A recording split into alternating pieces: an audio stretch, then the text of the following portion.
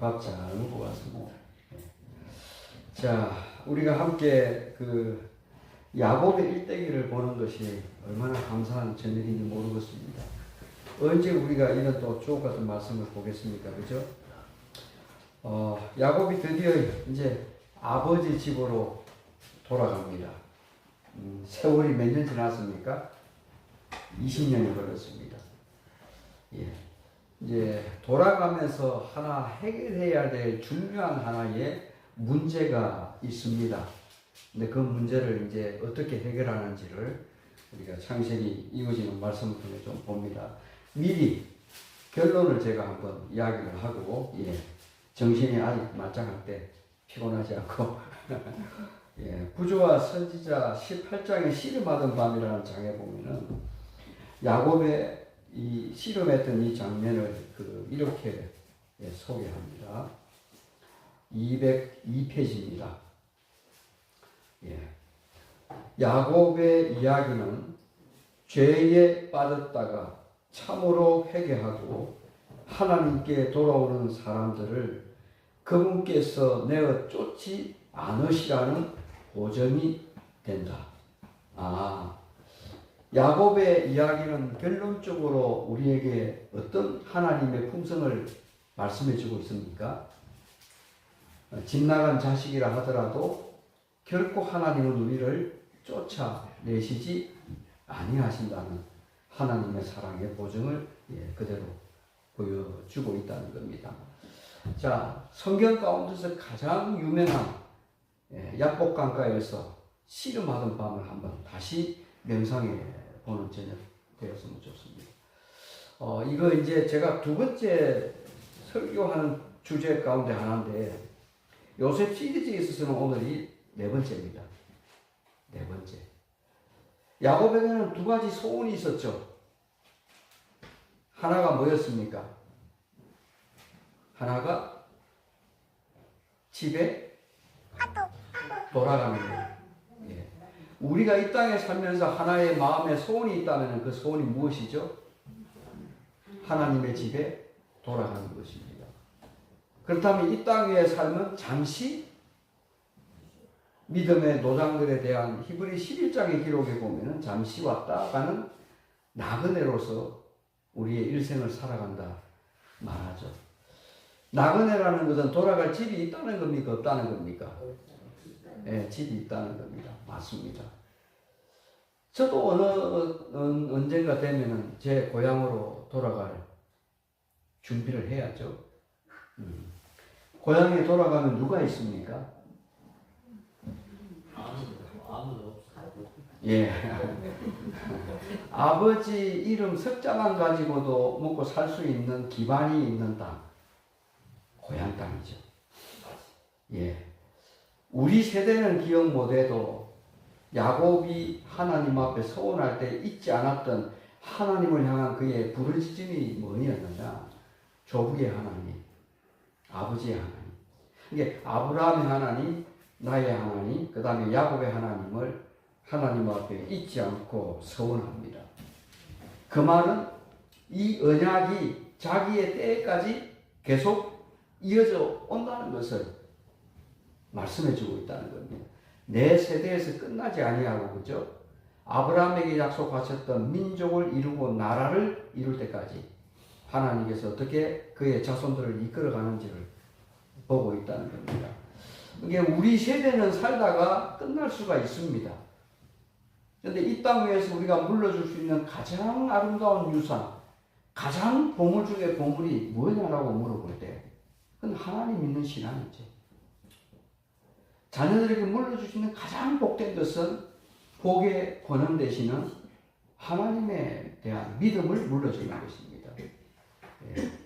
이제 그럴 때에 야곱은 평생 동안 한 번도 당하지 못했던 그의 일생을 방황하면서 남의 집에 가서 사는데, 그 이유가 두 번째, 형의 장자권, 축복권을 빼앗은 그 결과로 인하여 야곱이 죄된 생활을 살아갑니다.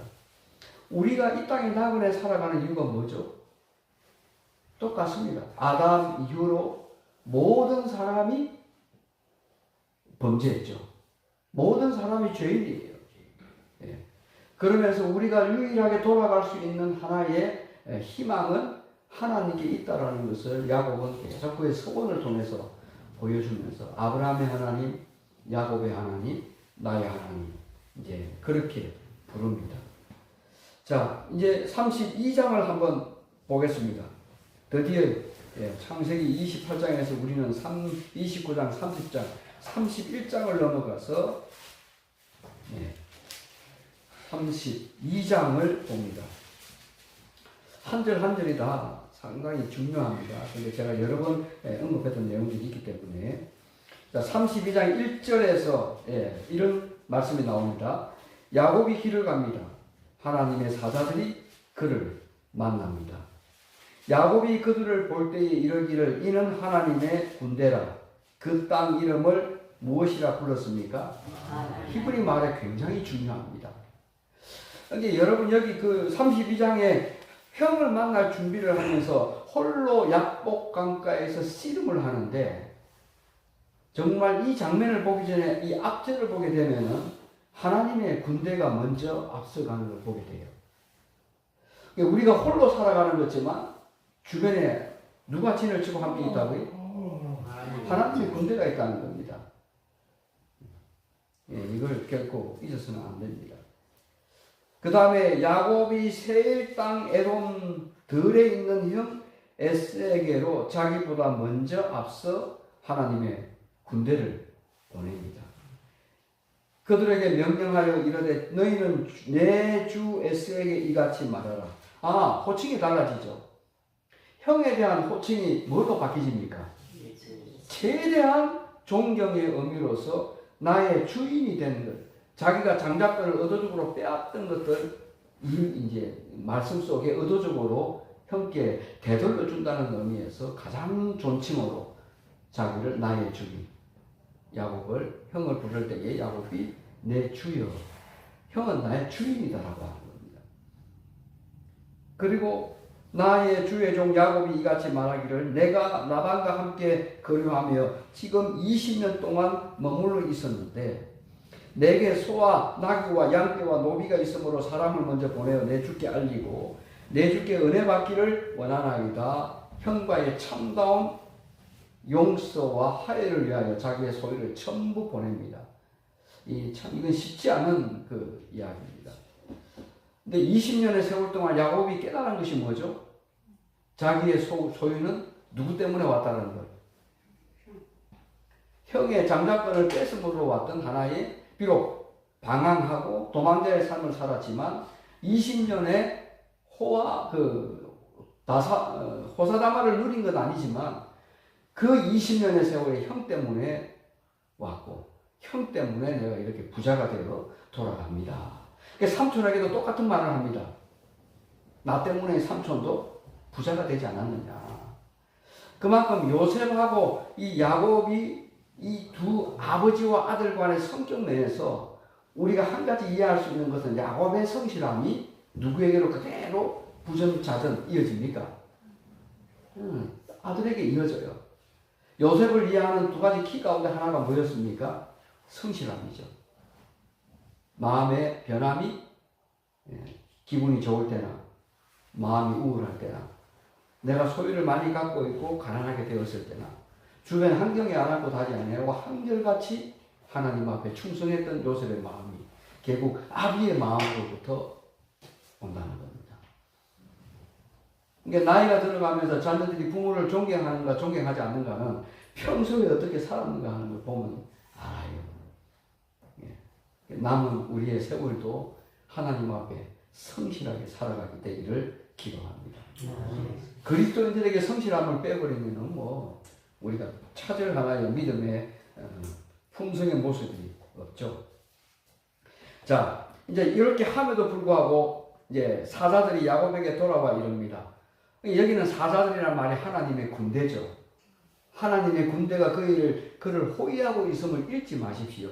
그런데 사자들이 돌아와서 뭐라고 보고합니까? 우리가 주인의 형 에서에게 갔는데 그가 400명을 거느리고 주인을 만나려고 오더이다.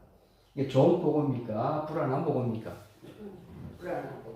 예, 불안한 보고지만 32장 전체를 보면은 이미 사자를 만났다라고 하는 데서 야곱의 인생은 이미 풀어지기 시작하고 있는 겁니다. 누구를 만나는 건 굉장히 중요하죠. 400명을 거느리고 주인을 만나러 오는데 야곱이 어떤 마음을 가졌느냐? 심히 두렵고 답답하여 자기와 함께한 동행자와 양과 소와 낙타를 2배로 나누고 이르되 한 패는 또 치면 남은 한 패는 깨알이라 하고, 예, 드디어 야곱이 잊었던 구절, 그의 신앙 가운데 표현하는 게 하나 나오거든. 절박한 하나의 기도를 드립니다. 야곱이 또 이러되 내 조부 아브라함의 하나님, 할아버지를 덤비고 있죠. 그 다음에 내 아버지 이삭의 하나님을 또 덤비고 있어요. 그 다음에 여호와 주께서 전에 내게 명하시기를 내 고향 내 족속에게로 돌아가라 내가 내게 은혜를 베풀리라 하셨나이다. 하나님, 이미 당신의 복의 근원이다. 조부의 하나님, 우리 아버지의 하나님, 나의 하나님이 이 복을 거두어 가실 리가 없다. 두려움 가운데, 염려하는 가운데서도 뭘 붙잡았느냐? 예, 아브라함의 하나님, 조부의 하나님이 그 언약을 약속한 대로 신실히 지키시는 하나님이 당신 아닙니까? 이게 태도가 완전히 달라졌죠? 하나님께 자신있게 기도합니다. 자신있게 기도해요. 이게 염려와 두렵고 근심할 때 그가 유일하게 했던 첫 번째 하나는 뭐였습니까? 하나님을 찾았다는 겁니다. 이거는 우리에게 굉장히 너무 간단하면서도 굉장히 중요한 하나를 말씀해 주고 있습니다. 그 다음에 10절을 한번 보십시오. 내가 주께서 주의 종에게 베푸신 모든 은총, 모든 진실하심을 조금도 감당할 수 없사오나 내가 내 지팡이만 가지고 이 요단을 건넜더니 지금은 두 때나 이루었나이다. 이게 참 모자람 없이 살아왔다는 거예요. 그걸 형과의 용서를 위해서 다 돌려보냈다는 것을 다시 한번 상기합니다. 내가 주께 간구합니다. 내 형의 손에서 에서의 손에서 나를 건져 내시옵소서. 내가 그를 두려워하면 그가 와서 나와 내 처자들을 칠까 겁이 나기 때문이다. 주께서 말씀하시기를. 야곱의 이런 염려와 두려움의 기도를 뭐라고 12절에 바로 말씀하십니까?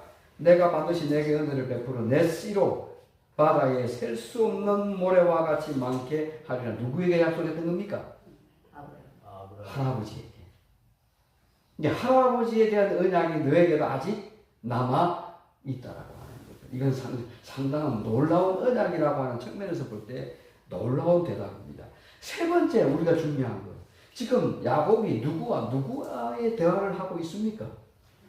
이게 참 신기하죠. 야곱이 지금 누구와의 대화를 하고 있어요?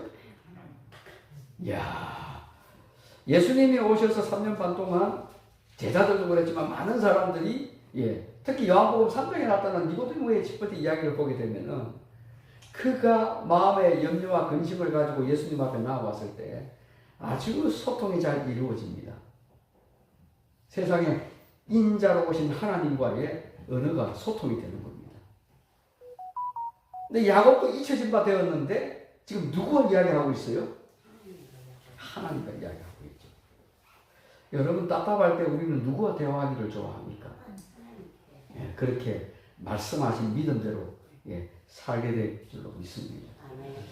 유일하게 하나님과 대화했던 법을 어디서 배웠어요? 사닥다리에서. 이미 여호와께 여기 계시건을 이제야 알았다 하는 거죠. 이게 야곱의 인생의 전환점은 분명히 거기서 왔다는 건 맞습니다. 그런데 이 믿음의 원래는 아버지로부터 물려받은 것이죠. 그죠? 그러면서 야곱이 마지막 형과의 에서에서 가장 중요한 걸 붙잡았는데 그거는 이 언약을 이루시는 하나님이 지금도 자기와 함께 하고 있음을 절대적으로 믿었다는 사실입니다. 이 야곱의 한란은요, 우리가 홀로 남았을 때 실제 중보자 없이 서는 것이 아니고 하나님이 나와 함께 계심을 깨닫는 게 첫 번째고요. 힘들고 어려울 때마다 세상에서 하소연하고 어디 가서 하소연하는 것이 아니라 아직도 우리와 함께 계시는 하나님께 나아가서 함께 대화하는 것, 소통하는 것이 얼마나 중요하다는 걸 보여줍니다. 예. 그러면 수천 년을 뛰어넘어서 하나님은 여전히 살아계십니까? 오늘 야곱의 서원에서 분명히 살아계십니다. 이미 사자와 만났잖아요. 그리고는 형에게 보낼 때 사자를 부리잖아요. 그러니까 이 당당함은 어디서 오죠? 이제는 할아버지 하나님이 아버지 이삭의 하나님이 이제 누구의 하나님이 된 겁니까? 나의 하나님이 된 거예요. 나의 하나님이 된 것에 대한 자신감에서 야곱은 이 죄를 정면으로 돌파합니다. 비겁하게 돌아가지 않습니다. 그러니까 형에게 모든 20년 동안 버린 자기의 소유권을 형에게 넘기면서까지 내가 이 정도 했으니까 형 풀어지지 않겠습니까? 기대하지 않아요. 여전히 보냈는데도 불구하고 사자의 보고는 야곱의 마음을 두렵고 떨리게 만들었습니다. 그런데 야곱은 여기서 주저하지 않습니다. 한 발짝 더 나아갑니다. 한 발짝 더 나아가요. 이제는 자기가 쓸 수 있는 모든 카드를 하나 내놓는데 거기에 누구 부릅니까? 나의 조부 아브라함의 하나님, 당신이 세웠지 않습니까? 나의 아버지 이삭의 하나님, 당신이 세웠지 않았습니까? 나의 하나님, 그 하나님이 나의 하나님이 되십니다. 아주 그가 쓸 수 있는 마지막 최후의 카드를 하나님의 살아계시고 하나님의 여전히 인도하시고 그 언약이 나의 언약임을 주장합니다. 이쯤 되면 하나님이 포기할 만하죠. 이제는 이삭을 제물로 바쳤을 때에 내가 내 믿음을 보았다라고 했던 그 아버지에게 들렸던 음성이 누구에게 들리는 겁니까? 야곱에게요. 예? 믿음은 자꾸 내리사랑이에요. 내리사랑. 야곱에게 들리는 겁니다. 그러니까 이미 사실 여기 12절까지 있는 이 언약으로 홀로 남은 야곱과의 마지막 재화의 싸움은 끝난 겁니다. 이미 끝난 거예요. 그러면서 야곱이 번뇌에서 드디어 이제 씨름을 하는데요. 이 야곱의 이때 나이가 몇인지 아십니까? 77세에 아버지 집을 떠났으니까 20년 후면요. 제단은 97세 그 이후까지 건강하게. 왜냐? 97세가 되었는데 평균 수명을 따지지 말고요. 이 노인이, 이 어른이, 이 야곱이 97세가 되었는데 세상에 삿발을 잡고 씨름을 합니다. 이게 가능한 이야기입니까? 그때는 그랬지고는 안 됐지. 그때는 그랬다 하지만 여전히 여기 보면은 자, 야곱이 드디어 여기서 씨름을 하는데요. 여기 쫙 보십시오. 22절을 봅니다. 다 이제 인도하여 시내를 건너게 하며 그의 소유도 다 건너게 하고 보냅니다. 야곱은 홀로 남았는데 어떤 사람이 날이 새도록 야곱과 씨름을 하다가, 근데 씨름을 얼마 동안 해요? 우리가 일반적으로 전통 하나의 씨름 가운데 사는데 삼판승부제가 아닌 밤새도록 한 사람이 꼬꾸라가 떨어질 때까지 씨름을 하는 거예요. 나이가 몇세 된 이 어른이요? 97세 된 어른. 97세가 있었을까? 물론 부조와 선자에는 에덴에서 아담으로부터 이루어지는 생명수의 그 영양 에너지가 아직도 이 조부 믿음의 족장 시대에는 그대로 남아 있었다라고 이야기합니다. 이게 머두셀라가 가장 오래 살았는데 몇 살까지 살았습니까? 970. 근데 우리는 여기서 한 가지 또 생각할 수 있죠. 100세를 살아가는 것도 힘든데 950년을 산다? 지겹겠습니까? 행복하겠습니까? 지금 우리 세대를 보면은 불행이죠. 130된 최고의 고령의 이 어른을 보게 되면은 사는 것 자체가 버거워요.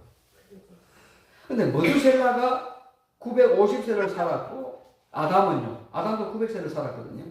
무두셀라가 969세 살았죠. 그러니까 950 이상을 살았다 이 말입니다. 이게 950에서 1000세를 누렸다. 그러니까 왕이여 천세를 누리옵소서라고 하는 그 천세라는 말의 의미는 어디서 왔습니까?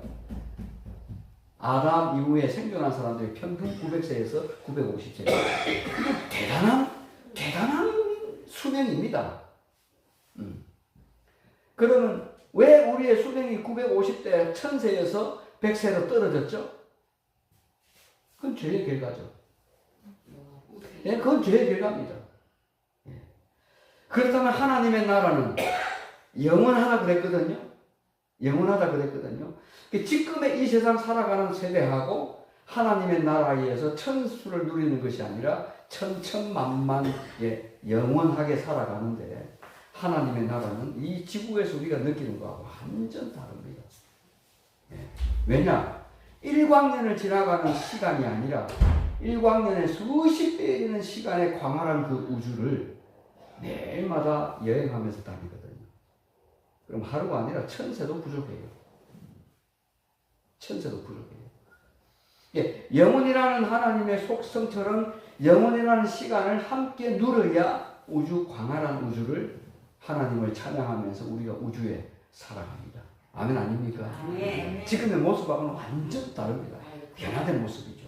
그리고 하나님의 나라에 가면 항상 우리가 즐겨 먹고 마시는 것 중에 하나가 뭐냐? 하나님의 보좌로부터 흘러나오는 아담이 죄로 빠졌을 때 끊겼던 뭘 먹습니까?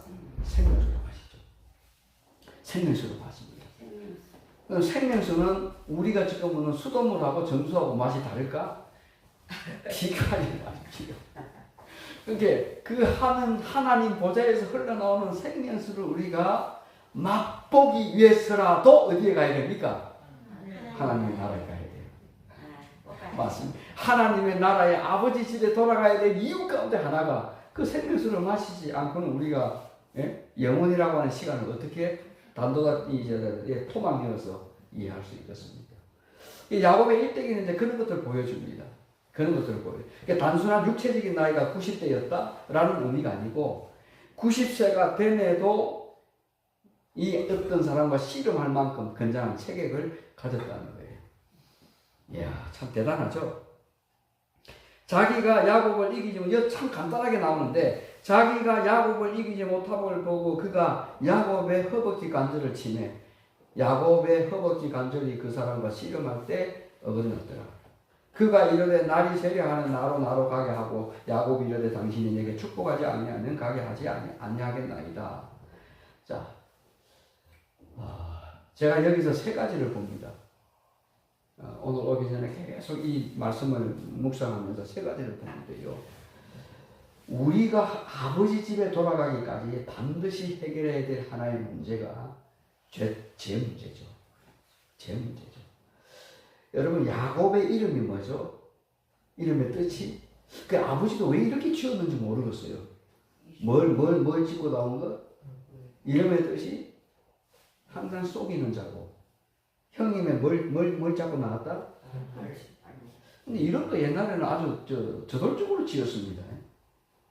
60년, 70년대, 80년대까지도 집사님이 딸들이 많이 나올 때는 전부 자자돌이 영자, 미자, 성자, 말자, 여자 다 남자들은요. 예. 그만큼 이름에 대한 의미가 중요함에도 개념이 정리가 되지 않았을 때 그때 야곱은 모든 이름에다가 아버지 이삭도 그랬죠. 실질적인 그 현장을 벗어나지 않은 법의 이름도 아주 솔직하게 짓습니다.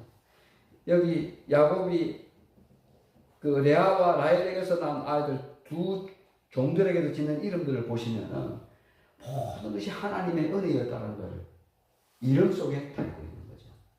이름이 참 중요한 것 같아요. 이름이 참 중요한 것 같아요. 자, 그런데 제가 오늘 여기서 본 것 중에 하나가 여러분 밤새도록 씨름한 이 장면에서 누구의 모습이 보입니까? 누구의 모습이 보여요? 여러분 죄를 이길 수 있는 성향은 우리가 갖는 것이 아니라 여기 이미 32장 제가 1절부터 12절까지 계속 읽어온 이유가 뭐냐 하면 하나님이 의도적으로 고향으로 돌아가는 야곱을 만납니다. 사자들을 보냅니다. 하나님의 군대가 그를 호위합니다. 그러면 형과의 만나기에 그 마음을 누를 뛸 수 있는 용서라고 하는 측면에 볼 때 야곱은 자기의 죄를 정결하기 위하여 자기의 죄를 씻지 않으면 형을 만날 수가 없는 거예요. 그래서 하나님이 인류를 죄악 가운데서 구원하시기 위하여 당신이 하늘 상하 궁전을 버리고 이 땅에 죄인된 모습으로 오신 이유가 무엇입니까? 그거는 그 죄를 친히 야곱의 죄를 친히 뭐 하시려고요? 담당하시려고. 그러니까 씨름하는 장면에서 우리가 꼭 놓치지 말아야 될 본문 가운데 나타난 하나님의 성향이 야곱을 야곱되게 해주기 위하여 하나님이 의도적으로 찾아오시고요. 야곱의 20년 동안 방황하고 고뇌했던 그 죄의 값을 누가 대신 지기 위하여? 예수님이 스스로 지기 위하여 야곱과 한판의 씨름을 하는 장면. 사람은 결코 죄를 이길 수 있다 없다? 없어요. 그러면 야곱과 함께 삿발을 잡는 순간에 그 죄는 누구에게 전가됩니까? 예수님에게 그대로 트랜스퍼 되는 거예요. 그게 비록 한낮을 밤새도록이라고 하는 이 말 속에서 예수님이 오셔서 이 죄를 이기기 위하여 십자가를 짊어지기 위하여 밤새도록 땀이 피가 되도록 기도했던 그 장면의 모습. 이게 보여지지 않습니까? 여러분과 저는 죄를 이길 수 없습니다. 야곱이 이 1절에서부터 계속 이어오는 장면에 하나님 자기 조부 아브라함의 이름을 불렀던 이유가 무엇입니까? 그가 유일하게 붙잡을 수 있던 것은 언약이었죠. 그 언약이 진실하다면 하나님은 자기의 그 언약이 결코 다른 데 흘러가지 않았다는 것을 야곱은 확신을 가진 거예요. 그렇게 씨름하면서 삿발을 밤새도록 붙잡은 것은 이거는 의도적인 싸움같이 보이는데 야곱은 자기의 죄를 정결하고 형과의 만남에서 회복의 축복으로 이어질 수 있는 유일한 길은 바로 삿발 싸움. 죄와의 싸움이라고 말하지만 예수님이 의도적으로 그 죄를 자기의 죄로 전가하시려고 오시는 그의 믿음을 야곱은 보았을 줄 아는 줄로 저는 믿습니다. 그렇게 죽자 살자 매달린 게 아니고 절박하게 잡았는데 오죽하면 한두 배를 치면서까지 다리가 어긋나면서까지 삿발을 놓지 않았다는 거죠. 이유는요. 지금 씨름하는 이가 누구라는 걸 알았기 때문에요. 죄를 이길 수 있는 유일한 것이 하나님의 머리부터 온다는 걸 알았기 때문에요. 이 32장은 그런 장면을 그대로 여과 없이 보여줍니다. 사실 여기 2절로 간단하게 나오지만 사람이 제일 두려울 때가 뭔지 아십니까? 자기 이름도 밝히지 않고 그냥 캄캄한 가운데 누가 자기와 나와서 씨름을 한다? 그리고 말을 하지 않아요. 도깨비도 아니고요. 이게 사람에게 더 두려운 존재거든요. 더 두려운 존재예요. 근데 야곱은 어찌됐든 나귀처럼 씨름을 하는데 여기서 말하는 25절 자기는 누굽니까? 자기가 야곱을 이기지 못한 걸 보고 세상에 하나님이 부러져 줍니다. 여러분 이런 신이 있습니까? 하나님이 부러져 주려고 이 땅에 예수님 오심에 대한 신에 대한 관념이 완전히 바뀌어지는 순간입니다. 우리가 예수님 오기 전까지 하나님은 두려운 분으로 여겼죠. 무서운 분으로 여겼어요. 그래서 불교의 문화가 형성되기 모든 그 역사 과정을 보게 되면은 얼마나 신이 두려우면은 눈에 보이는 대로의 크게 우상을 만들잖아요. 모든 정성을 다 바쳐서 금도 말할 것 없이 금을 갖다가 하나의 종이 형태로 만들어서 우상에다가 금을 바르잖아요. 빛나게 만들잖아요. 이게 무섭고 두려울수록 우상에 대한 섬김은 하늘에 넘칠 만큼 우주의 모든 우상들이 다 그러거든요. 근데 예수님이 딱 오셔서 인간에게 나타난 그의 모습은 철저하게 빌립보서 2장대로 놔주시고 자기를 죽기까지 복종하신 그런 하나님에 대한 이미지가 예수님이 오셔서 다 바꿔버린 거예요. 신에 대한 두려움과 염려가 예수님은 하나님은 사랑이시다는 것을 그대로 나타내 보여준 거죠. 세상이 놀래버린 거예요. 세상이 놀래버린 거예요.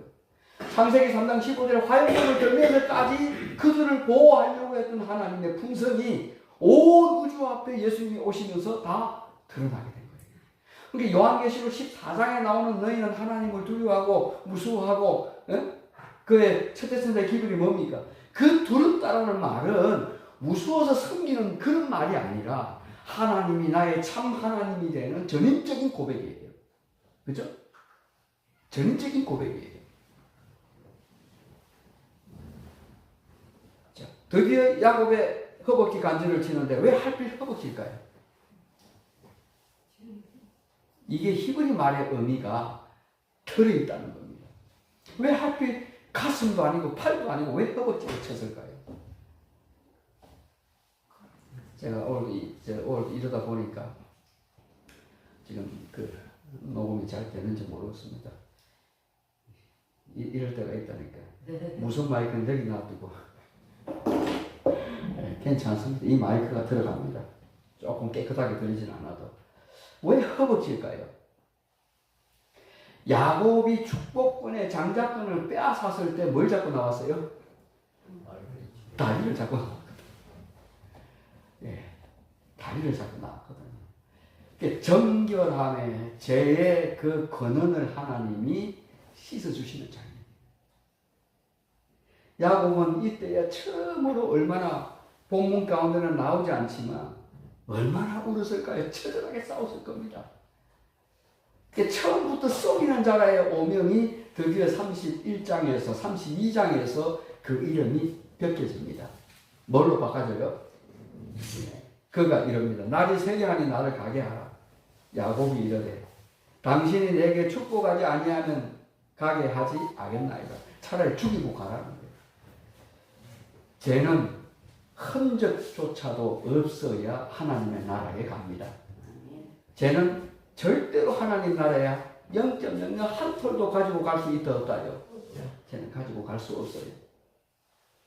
야곱의 처절한 그의 기도에서 죄의 섭성을 가지고 죄의 속성을 가지고는 하나님의 나라에 아무도 들어가지 못합니다.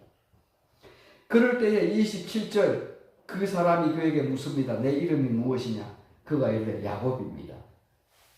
인간의 본능적인 하나의 깨끗하지 못한 그의 품성을 그대로 지적하죠.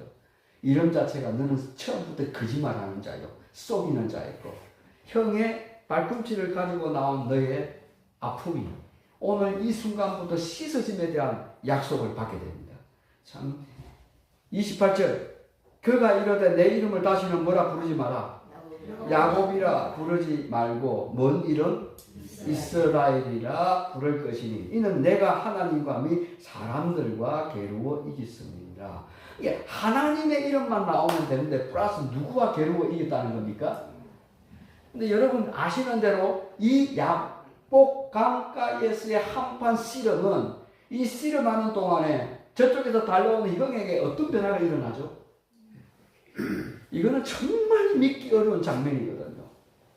기독교의 복음 중에 복음의 모든 엑기스가 여기서 나옵니다. 기도하는 도중에 사람과의 성이라는 말의 의미가 뭐죠? 에서는 죽이려고 했던 말을 400명을 부하들을 이끌고 달려오는데 그 야복강가에서의 야곱의 기도 때문에 형은 복수심에 불탔던 그의 마음이 이그러졌던 그의 마음이 점점 달려가는 그 순간에 마음이 허물어집니다. 그리고 20년 동안 보지 못했던 동생에 대한 그 그리움이 갑자기 미움에서 그리움으로 바뀌게 돼요. 사람이 사람으로 미워할 수 없습니다. 아이고 우리 장모님 박수 치게. 맞아요. 사람도 이겼다는 겁니다. 그래서 두 사람이 만나는 극적인 장면 우리가 다음 시간에 보겠지만 20년을 보지 못한 형과 동생과의 만남이 우리가 이 땅에 살아가면서 죄 가운데 하나님을 만나지 못했던 저희들이 죄와 죄가 하나님과 우리 사이를 단절시키기 때문에 만들었던 우리의 관계가 드디어 하나님과 화목하게 됩니다. 하나님의 나라에서. 그래서 우리는 아버지와 함께 뭘로 불러줘요? 형제로. 예수님 우리의 큰 맏형이 있던 아담의 그 이유를 뛰어넘어 우리의 참형으로 불러지게 되고 마지막 죄의 정결하는 그 심판대 앞에서도 사실은 우리를 변호하게 나오는 그 사람이 누구냐? 여기서 쓰여냈던 예수 그리스도, 바로 우리의 맏형 되시는 예수님인 줄로 믿습니다. 그러니까 우리가 두려움으로 그 심판정에 서는 것이 아니라 야곱의 32장의 이 싸움이 심판정에서 조사 심판을 받을 때에 우리가 누가 우리의 죄를 정결하게 해주고 그 죄의 정결함이 하나님과의 화목하게 되시면서 실질적으로 평생 동안 우리와 함께했던 중보자 되시는 예수 그리스도가 어떤 모습으로 나타났는지를 다시 한번 상기하게 된다는 거예요. 얼마나 기쁩니까? 두 형제가 20년 만에 만납니다. 얼마나 눈물을 쏟아내고, 예? 이게 죽이려고 했던 마음이 완전히 사라집니다. 죄의 권세가 눌러집니다. 사람과 이겼단 말은 우리가 죄로부터 승리하게 됩니다. 그리고 아브라함에게 약속했던 뭐예요? 하늘의 별처럼 빛나겠다는 민족, 나라가 드디어 야곱으로부터 시작됩니다. 놀라운 역사죠. 32장 굉장히 중요한 거예요. 여러분들 이름 하나하나가 우리의 정체성이 제 가운데 살아가는 이름이 아니라 야곱이 가졌던 승리자의 이름으로 죄를 이기고 사람을 이기고 하나님이 우리와 함께 그 이김을 선물했다라고 하는 또 다른 하나의 이름 갖고 살아가는 줄로 믿습니다.